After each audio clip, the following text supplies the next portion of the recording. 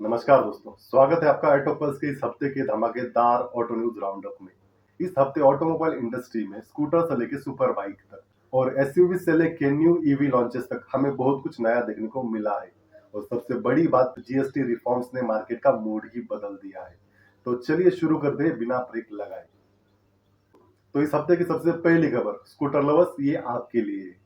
तो टीवीएस ने पहली बार 150 सीसी सेगमेंट में अपना एक स्कूटर उतारा है और आपको पता है वो कौन सा है। टीवीएस एंटॉर्क 150 149.7 सीसी का engine, 13 BHP max power, 14.2 Newton metre max torque, TFT instrument console, उसके साथ साथ राइडिंग मोड्स और काफी अग्रेसिव और स्पोर्टी डिजाइन।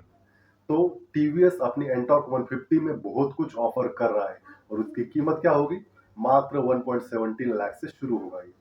तो क्या आप इसके लिए एक्साइटेड हो? जरा कमेंट कर तो बताओ। दूसरी खबर भी हमें टीवीएस की तरफ से ही देखने को मिलती है। तो इस हफ्ते टीवीएस ने ईवी मार्केट में एक और धमाका कर दिया है। अपनी नई ईवी स्कूटर ऑर्बिटर को लॉन्च कर दिया। इसमें आपको 3 किलोवाट आवर्स का बैटरी पैक मिलता है। 110 किलोमीटर की इसकी रेंज बताई जा रही है। उसके साथ साथ आपको इसमें बहुत सारे फीचर्स देखने को मिलते हैं, जैसे कि reverse mode, connected tech, fast charging, ऐसे बहुत सारे फीचर्स आपको इसमें देखने को मिलते हैं।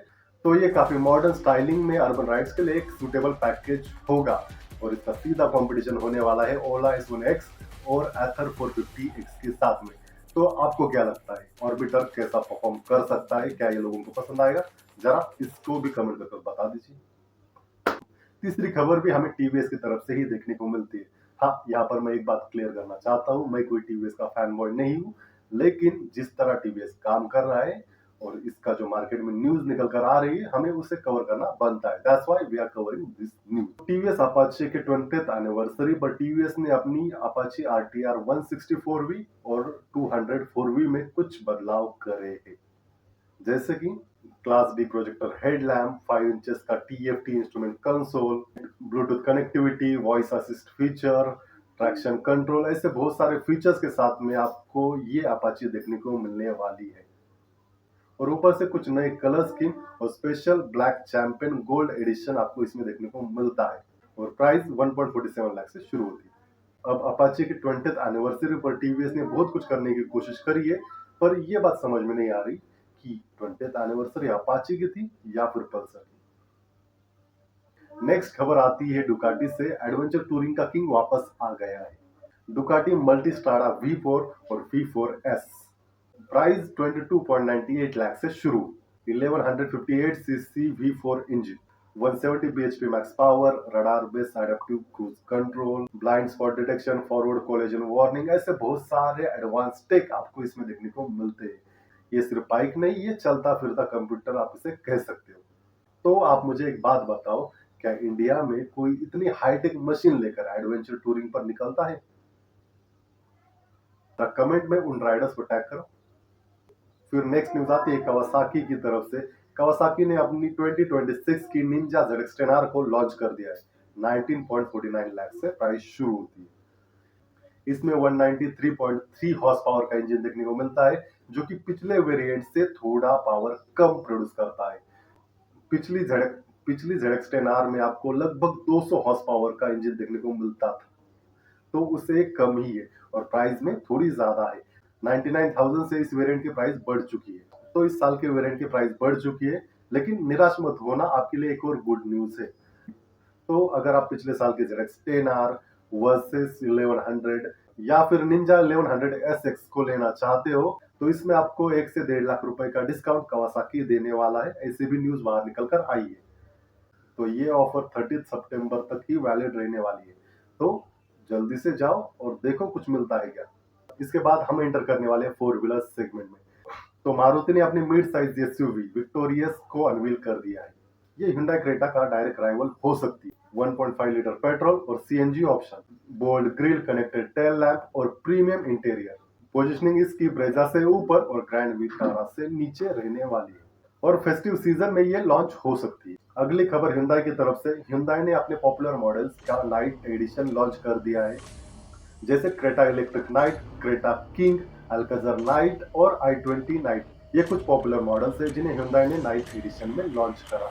नाइट एडिशन में आपको ब्लैकआउट स्टाइलिंग, रेड एक्सेंट और प्रीमियम फीचर्स देखने को मिलते हैं, जो कि एक्सक्लूसिवनेस को दर्शाते हैं, थोड़ा आपकी पर्सनालिटी में एक प्रीमियम टच देते हैं, मुझे ऐसा लगता है। तो आप मुझे एक बात बताओ, ये प्रीमियम एडिशन या फिर फेसलिफ्ट एडिशन ये कुछ वर्थ इट भी होते या फिर सिर्फ बायर से पैसा निकालने का एक नया जुगाड़? जरा बताओ कमेंट में। इसके बाद की खबर सिट्रॉन की तरफ से। सिट्रॉन ने अपनी बसाल्ट एक्स वेरिएंट को लॉन्च कर दिया है।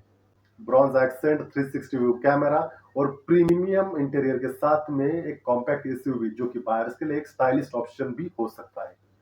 नेक्स्ट न्यूज है, एक नए ईवी ब्रांड की इंडिया में एंट्री की। तो वियतनामी ईवी ब्रांड विनफास्ट ने इंडिया में अपने दो नए मॉडल के साथ में एंट्री करी है, विनफास्ट VF6 और विनफास्ट VF7।